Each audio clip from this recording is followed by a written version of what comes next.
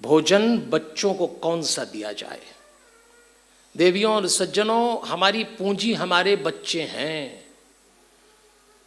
आप मेरी बात से सहमत होंगे, इस दौर में 2 पैसे कमाना मुश्किल काम नहीं है। नाम दाम पद प्रतिष्ठा भी अर्जित कर सकते हैं आप। मेरी नज़र में इस दौर में सबसे मुश्किल काम है बच्चों का लालन पालन करके उनको योग्य बनाना। टफ टाइम है और टफ टास्क है। वो समय चला गया, पहले भारत के घरों में सबसे आसान काम ही ये होता था, बच्चे पालना। 5-7 से कम किसी घर में होते नहीं थे पहले, और कब बड़े हो जाते पता नहीं लगता। आज 1-2 होते हैं और उनको लालन पालन में भी माँ बाप को शीर्षासन लगवा देते हैं। खा लो रे भैया, पी लो रे भैया, और भैया आँख का गोला हो रहा है। जिस बच्चे को छू लो करंट मारता है। 1985 से लेके 2020 तक के बच्चे भगवान ने कुछ ऐसे फर्मे में बनाए कि वो फर्मा रख के भगवान कहीं भूल गया। आप काउंट करके देख लें, 1985 से लेके अब तक की औलादें एकदम अलग आ रही है। कैसे पालेंगे इनको आप? और ध्यान दीजिए, आपके पास बिल्कुल संपत्ति न हो पर बच्चे योग्य हो जाएं तो आपसे बड़ा कोई धनवान नहीं। और आपके पास अथाह संपत्ति हो और बच्चे अगर काबिल ना निकले तो आपसे बड़ा कोई निर्धन नहीं होगा। इसलिए बच्चों के लालन पालन पे ध्यान दीजिएगा। और आर्ट ऑफ पेरेंटिंग ऐसे नहीं हो सकती। सिद्धांत की बात कर रहा हूं, मेरी बात को पकड़ के आप डेवलप कर लेना। मेरे पास कई माता पिता आते हैं कि बच्चे कहना नहीं मानते, जिद्दी हो गए। देखिए, डीएनए साइंस कहता है कि माता पिता के शरीर से 24 घंटे जो वाइब्रेशन निकलते हैं, जो तरंगें निकलती हैं, वो चाहे या ना चाहे उनके बच्चे कैच करते हैं। ये डीएनए साइंस है। इस बात को गठान मान लेना आप। माता पिता के शरीर से 24 घंटे तरंगे निकलती जो उनके बच्चे कैच करते हैं। 7 समुंदर पार हों तो उस फ्रीक्वेंसी में करेंगे, लेकिन करेंगे। अगर ये निकलने वाली तरंगे नेगेटिव हैं, आपके बच्चे नेगेटिव एनर्जी ले रहे हैं। आप जानते हैं, मां की उदासी बच्चे की जिद बन जाती है, बाप का क्रोध बच्चे का आवेश बनता है। ये कभी मत भूलना। तो यदि आप माता पिता हैं, आप पति पत्नी भी होंगे, और यदि आप पति पत्नी हैं तो लड़ भी रहे होंगे, ये भी पक्का है। क्योंकि जो लड़े ही नहीं वो पति पत्नी काहे के, ये भी तय है। इसमें आप सब लोग मुझे देखिए, मुझे देखिए, कुछ फर्क नहीं पड़ता। कुछ मोबाइल चालू हो गया होगा किसी का, वो सब बंद कर देंगे। आप मुझे देखो, अपने पास टाइम बिल्कुल नहीं है। 5 बजे मैं आपको विदा कर दूंगा। मैं खुद समय का बहुत पाबंद आदमी हूँ। जो टाइम दिया जाता है उस पर ख़त्म कर दूंगा मैं। आप मेरे साथ चलिए तो सब चलता रहता है कथा में। चलिए, तो यदि आप पति पत्नी हैं तो कोई ना कोई मतभेद आपके बीच होगा, स्वाभाविक है।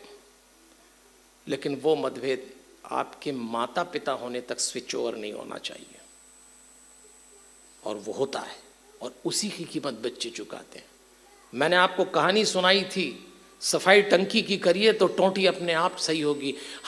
हम बच्चों को टोंटी रूप में उनकी धुलाई कर रहे हैं, उनको साफ करना चाहते हैं, और पता लगा कि हमारे भीतर इतना आवेश, इतना असंतोष, इतना आक्रोश भरा है माता पिता के आपस में। क्योंकि कोई पत्नी तृप्त हो नहीं सकती, कोई पति संतुष्ट हो नहीं सकता, और वो पिता बन के ट्रांसफर कर देता है। तो ये कला सीखिए कि जब आप पति पत्नी हो, आप बहुत शांत हो। और ख़ास तौर पे पति पत्नी जब एकांत में हो तो एक दूसरे के प्रति अत्यधिक शांत रहिएगा। हमारे यहाँ एक पति पत्नी का एकांत ऐसा घटा है, मुझे नहीं लगता दुनिया में कोई ऐसा उदाहरण होगा। ये जो चित्र हमने लगा रखा है, शिव और पार्वती जैसा एकांत नहीं घटा किसी का। अभी अभी विवाह हुआ था पार्वती जी का शिव जी से। अभी अभी दोनों कैलाश आके बैठे, अभी बातचीत आरंभ हुई और पार्वती ने शिव जी से प्रश्न पूछा था कि पिछले जन्म में सती के रूप में मैंने श्री राम पे संदेह किया था, तो राम कौन है आप मुझे अभी बताइए। और जो बताने का कर्म आरंभ हुआ उससे राम कथा का जन्म हो गया, और वो कथा हम सुनते हैं। पति पत्नी विवाह के पश्चात अभी अभी एकांत में बैठे हो तो काम कथा फूटती है तो दुनिया जानती है, लेकिन ये पति पत्नी एकांत में बैठे थे तो काम कथा नहीं, राम कथा फूटी थी। नतीजा क्या आया आप देखिए, परिणाम देख लीजिए, फिर ताली बजाइए कि जिस पति पत्नी के एकांत में इतनी दिव्यता हो, ओज हो, तेज हो, अपनापन हो, एक दूसरे के प्रति सम्मान हो, एक दूसरे के प्रति मान हो, उस पति पत्नी के 3 बच्चे ऐसे हुए कि संसार आज तक पूछता है। बड़े बेटे कार्तिकी देवताओं के सेनापति बने, गणेश जी प्रथम पूज्य बने, और अंशावतार हनुमान जी आज भी घर घर में पूजे जाते हैं। माता पिता का एकांत दिव्य था, संतान पे असर आया। इसलिए आपसे मेरा आग्रह है कि आप अपने पति पति होने को जब माता पिता में ट्रांसफर करें, कितनी पॉजिटिव एनर्जी क्रिएट कर सकते हैं, करिए। तो अगला सवाल आएगा, मैंने आपसे कहा भोजन बचाइए। देवियों और सज्जनों, जब मैं आपसे भोजन की बात करता हूं तो अन्न तो शुद्ध होना ही चाहिए, शाकाहार करिए, मेरा अगला आग्रह है। लेकिन ध्यान दीजिए, आपकी आमदनी के साधन यदि दूषित हुए और उस दूषित आमदनी के साधन से अन्न अगर आप घर में लाए तो वो अन्न आपके घर के लोगों का मन दूषित कर देगा। बहुत सावधान रहना। और आज अन्न के मामले में हम बहुत लापरवाह हैं। हनुमान जी महाराज जब सुंदरकांड में सीता जी को संदेश देते हैं, बातचीत होती है, चलने का अवसर आया, तो हनुमान जी ने सीता जी को देख के एक बात बोली, सुनहु माँ तुम हुई अतिशय भूखा, लागी देखी सुंदर फल। माँ मुझे बहुत भूख लगी है। सीता जी चौंक गई, तुझे अब भूख लगी है? मैं स्वयं लंका में बंदनी हूं, मैं तेरी क्या व्यवस्था करूंगी? लेकिन हनुमान जी ने कहा, माँ, एक माँ ही ऐसी होती है जो अपनी संतान की भूख को समझती है, और ये आज भी सही है। अगर संतान भोजन कर रही हो और उसका पेट न भरा हो तो बाप को पता नहीं लगता, पर माँ आज भी जान जाती है कि इसका पेट नहीं भरा। क्या होता है ये? कौन सा रिश्ता है ऐसा? आप अपने घरों में देखिए, हमारे घर में जितने कमरे होते हैं सबका नाम कक्ष है, बैठक कक्ष, शयन कक्ष, लेकिन एक कक्ष ऐसा होता है जिसको कक्ष नहीं कहा, उसको रसोई घर कहा है। रसोई कक्ष नहीं कहते।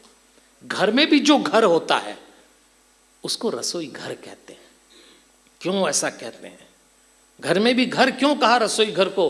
क्योंकि माँ की प्रधान कभी माँ हुआ करती थी। माँ के हाथ का स्पर्श किया हुआ भोजन जब घर में आता था तो वो केवल एक औरत नहीं बनाती थी, उसकी ममता निकलती थी। विज्ञान कहता है हमारे भीतर की ऊर्जा अंगूठे से निकलती है, नेत्र निकलती है, जीवा से निकलती है और हथेली से निकलती है। सर्वाधिक प्रभावशाली तरंग का वितरण यहां से हो जाता है। इसलिए माँ से कहा गया है आपके, मैं तो आपसे निवेदन करूंगा, आजकल तो घरों में रसोई के मददगार इतने कर्मचारी हो गए कि माताओं बहनों का स्पर्श नहीं लगता, और हमने अपनी बच्चियों को भी इतना पढ़ाया। पर मैं फिर बात करूंगा, जब भी मुझसे कोई बेटी मेरी बहन पढ़ी लिखी मिलती तो मैं कहता हूं, बेटा इतना पढ़ना कि पुरुष को आगे निकल जाना। बेटी बेटी की पढ़ाई में भेद मत करना। लेकिन फिर भी मैं बेटियों से, बहनों से एक बात कहता हूं, आप कितनी बड़ी व्यक्ति हो जाना, अपने भीतर की माँ मत मार डालना, क्योंकि माँ तो आप ही को बनना है, माँ पुरुष नहीं बनेगा, माँ आपको बनना है। आज विदेश में परिवार क्यों टूटे? क्योंकि विदेश की स्त्रियों ने अपने भीतर की माँ मार डाली। इसलिए मैं कहता हूँ आप माँ बचा के चलना। जिस दिन भारत की स्त्री के भीतर की माँ मर गई, भारत के घर बचाना मुश्किल हो जाएगा। आपको जिंदा रखना पड़ेगा उस माँ को, और माँ को जिंदा रखने के लिए आपको कोई बहुत प्रयास नहीं करना है। परमात्मा का प्रसाद है। पता नहीं ऊपर वाले ने औरत को माँ बना के क्या नियामत दी है कि उसकी हथेली से वो तरंग निकलती है। इसलिए मेरा आग्रह है आपसे कि आपके घर की रसोई में कितने ही कर्मचारी हों, पर कम से कम अन्न बना न सके तो परोसगारी अपने हाथ से कर देना। जिस घर में माँ का हाथ परोसगारी तक भी लग जाएगा, उस घर का अन्न बोलेगा। मेरा विश्वास करके देखिए। इसलिए मैं आपसे कहता हूँ भोजन बचाइएगा, ये बच्चों के हाथ। और जब भोजन का निर्माण करें तो अत्यधिक शांत रहें, प्रेम पूर्ण रहें। अपने यहाँ तो चौके में ही सबसे ज़्यादा लोड लेके घुसते हैं लोग, और टेंट्स में खाना बना के दे देते हैं। फिर सामने वाला जो खा रहा है वो तो वही मौत का सामान लेके चल रहा। कैसे करेंगे? इतना प्रदर्शन, इतना पाखंड हो गया, कितना पाखंड हो गया बताइए आप। इसलिए इसमें क्या शर्म है यदि हम भोजन का नियंत्रण अपने हाथ से, पर हमको देखा हम लोगों के परिवार टूटने का एक कारण और हो गया, उनके घर ऐसा है तो अपने घर ऐसा है, उसमें सब गड़बड़ा हो जाता है। देखो 3 दोस्त थे, उन तीनों की एक ही प्रॉब्लम थी। एक ऑफिस की 20वीं मंजिल पर नौकरी करते थे, एक था जापान का, एक था इंग्लैंड का, एक था अमेरिका का, उनका नया दोस्त बना इंडिया का। 3 तो पुराने थे, ये नया आया। इनने एक दिन कंप्लेंट की कि हमारी घरवाली रोज एक ही खाना बनाती। तो अमेरिकन ने कहा कि दिन भर पिज्जा भर देती है, मैं परेशान हो गया। इंग्लैंड वाले ने कहा आमलेट डाल देती, जापान वाला बोला नूडल पटक देती, इंडिया वाला बोला दाल रोटी डाल देती। इन चारों ने तय किया कि कल अगर हमारी घरवाली ने यही खाना डाला तो अपन 20वीं मंजिल की छत से कूद जाएंगे। अगले दिन खोला तो अमेरिकन में आमलेट निकल आया, किसी में पिज़्ज़ा निकल आया, किसी में नूडल निकल आया, इसकी दाल रोटी निकल आई। चारों कूद गए, कूदे तो टांग टूट गई, अस्पताल में भर्ती हो गए। इनकी पत्नियों को पता लगा तो दौड़ी चली आई। अमेरिकन ने अपने पति की टांग लटकी देखी बिस्तर पर और बोली कमाल कर दिया, आप क्यों कूदे? आप बोलते तो सही जिंदगी में दोबारा पिज़्ज़ा का नाम नहीं लेती, अब जल्दी ठीक हो, घर चलो। चीनी ने अपने पति को देखा, बोले लाना तेरे नूडल की। और इंग्लैंड वाली बोली आमलेट का तो नाम भी नहीं लूंगी, जल्दी ठीक। लेकिन इन तीनों ने देखा कि भारत के वाले की पत्नी बस अपने पति के सामने बैठ के गौर से देख रही, रो भी नहीं रही, बोल भी नहीं रही। इन तीनों ने पूछा अरे हमारे पति की टांग टूट गई, हमने कसम खा ली कि ना पिज़्ज़ा बनाएंगे, ना आमलेट बनाएंगे, ना नूडल्स बनाएंगे, टांग तो तेरे पति की भी टूटी, तो तू कुछ बोलती नहीं, तू रोती नहीं? वो बोली बस यही तो देख रही थी कि अपना लंच बॉक्स तो खुद ही बनाते थे,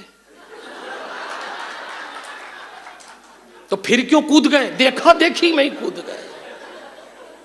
हम सबने अपनी जिंदगी देखा देखी में कूद, इनके घर में ऐसा हो रहा है, उस समाज में ऐसा हो रहा है, उस फैमिली में। अरे आप हम वैष्णव लोग हैं भाई, हमारी मौलिकता कुछ और होना चाहिए।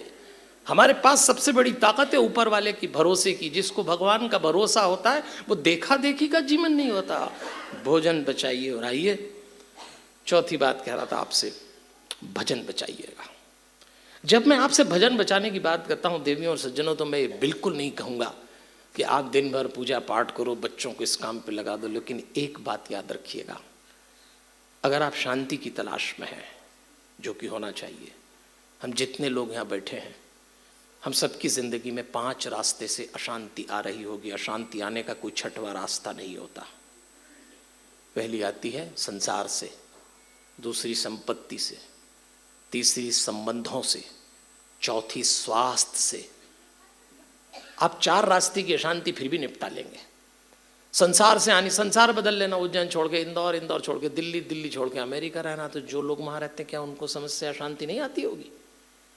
अशांति आने का दूसरा रास्ता, संपत्ति से कम हो तो दिक्कत, ज्यादा हो तो दिक्कत।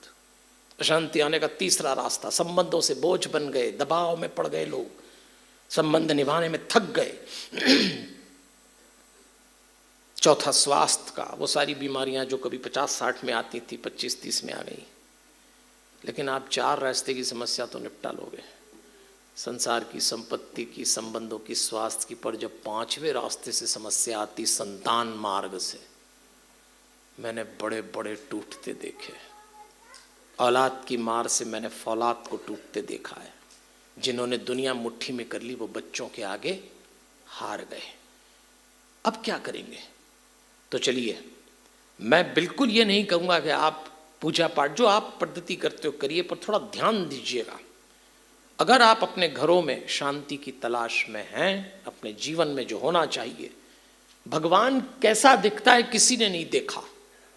ये जितने भगवान की मूर्तियां, रूप, चित्र, आकार हमने बनाए हैं, एक मूर्ति में आप धनुष बाण दे दीजिए, राम बन जाएंगे, वंशी लगा दीजिए, कृष्ण बन जाएंगे, नाग लटका दीजिए, शंकर जी तैयार हो जाएंगे, शेर पकड़ लाना, देवी जी बैठ जाएंगी।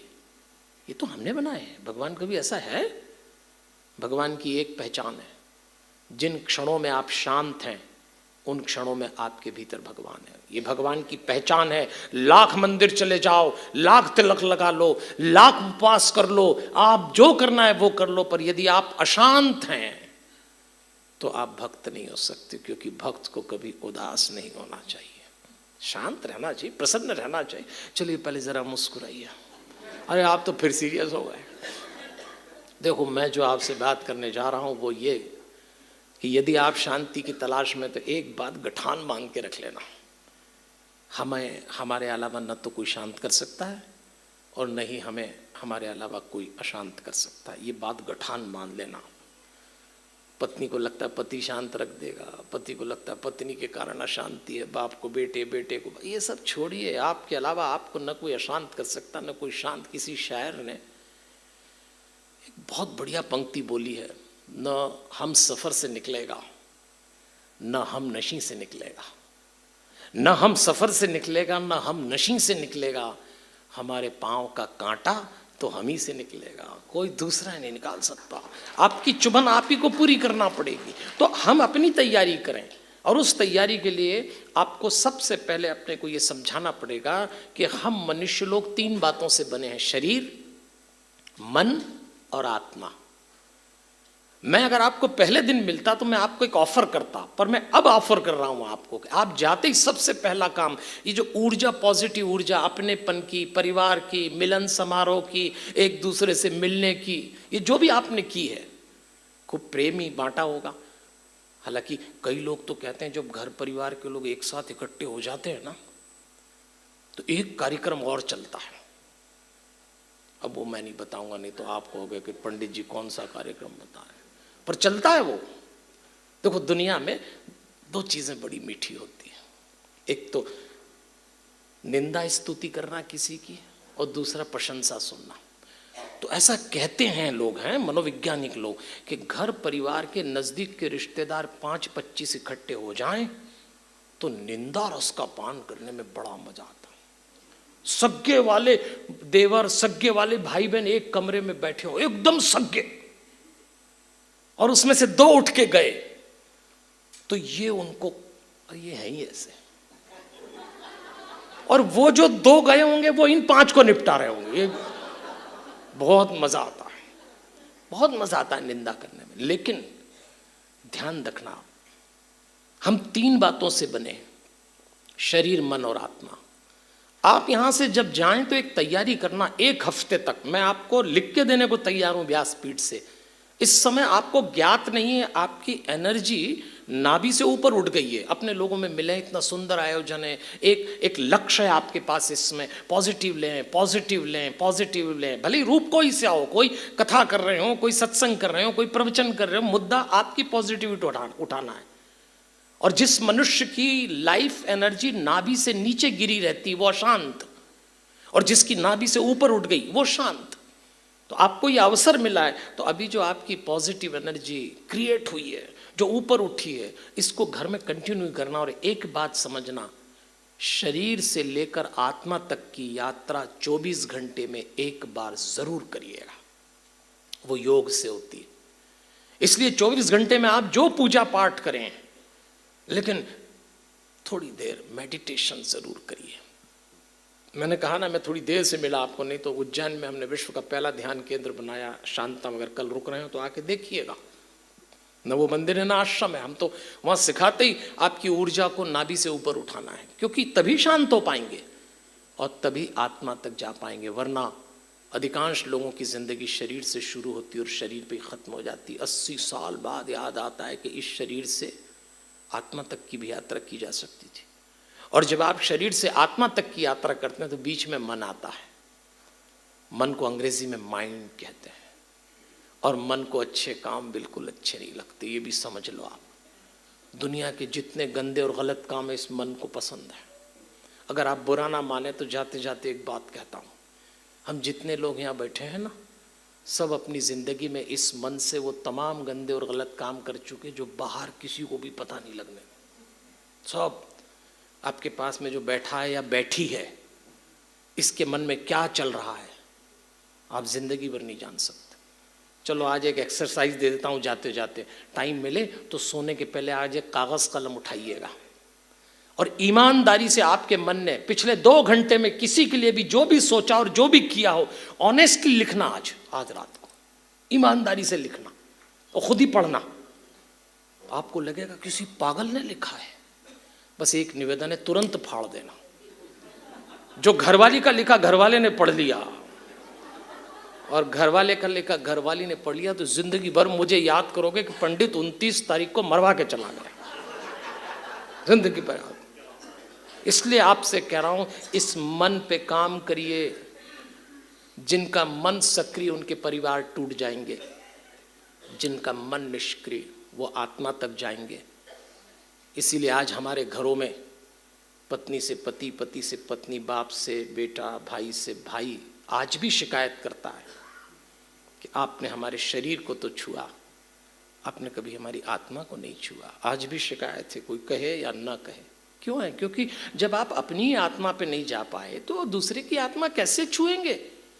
30-30, 40-40 साल जिनकी शादियों के हो गए, वो जोड़ा भी ये शिकायत करते मिलता है कि बस कोई विकल्प नहीं था तो तुम ही लटके रहे, हम भी लटके रहे।